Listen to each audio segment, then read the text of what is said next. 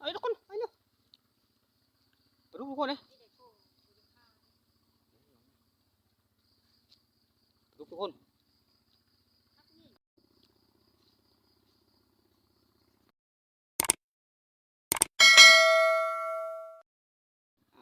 มาคน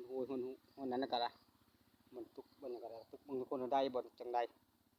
สิผู้ใดอยู่บ่เป็นอาหารแรงปิ้งหรือป่นค่อยก็ยังบ่ฮู้ทุกคนเราลุ้นเราส้มทุกคนเด้ถือว่าบาดที่แรกก็ยังบ่ได้ทุกคนปีนมองก่อนทุกคนเด้บนนั้นบ่หมานบ่จังใดมาเบิ่งดอกนี้ก่อนทุกคนเด้ถือว่าเป็นจังใดก็ลุ้นเบิ่งทุกคน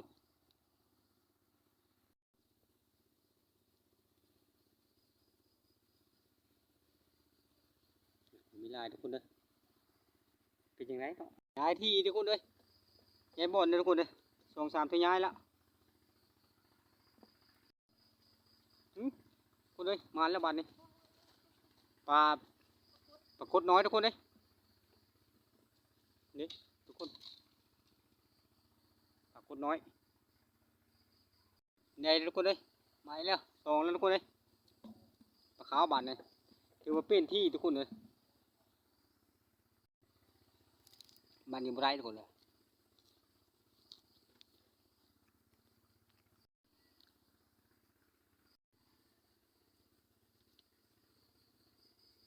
สีจักเขาก็ปั้นเข้าอยู่ทุกคนเลยโอ้ยใหญ่ทุกคนเลยปลาดุกน้อยทุกคนเลยปลาดุกนาทุกคนถือว่าหาก็ได้ปลาดุก2 ตัวทุกคนเลย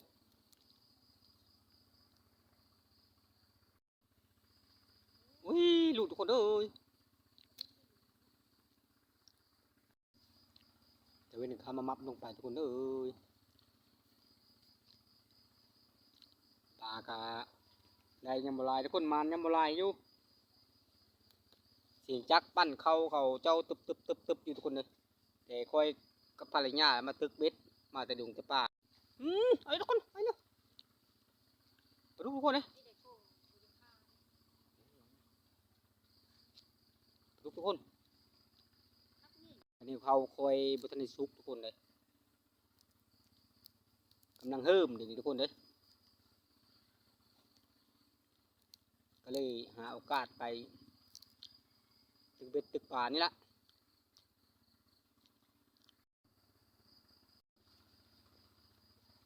ได้อยู่ทุกคนเลยอยู่ได้ชำนั้นบ่จักทุกคนเนาะ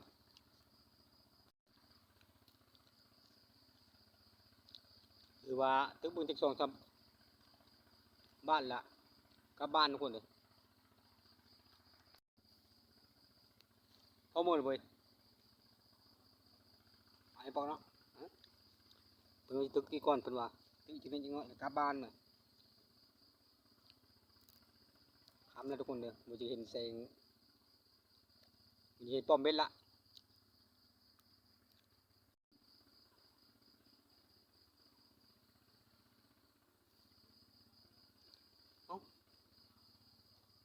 มีแต่ลูกกับลูกทุกคนเลย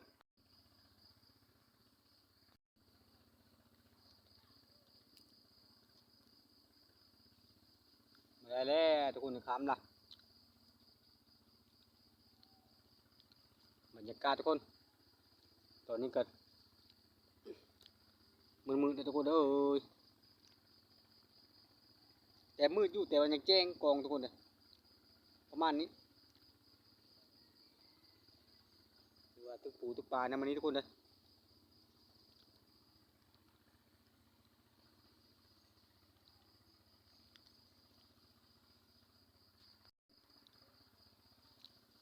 ถือว่าตึกบ้านนี้แหละบ่ได้แล้วก็กลับบ้านทุกคนมือสรุปปลาตะขึ้นบุได้บ่4-5 ตัวทุกคนได้สำไรก็เอาทุกคนเลยมานสำไรก็เอาเจ๊จะไหนพอได้แกแรงแกง่ายทุกคนเลยตามวิธีของคนแถวชนบทนี่แหละทุกคนเลยได้น้อยก็เอาน้อยได้หลายก็เอาหลายทุกคนเลยทำบ่ได้ก็คือบ่ได้ทำบ่มีอย่างหลายทุกคนเลย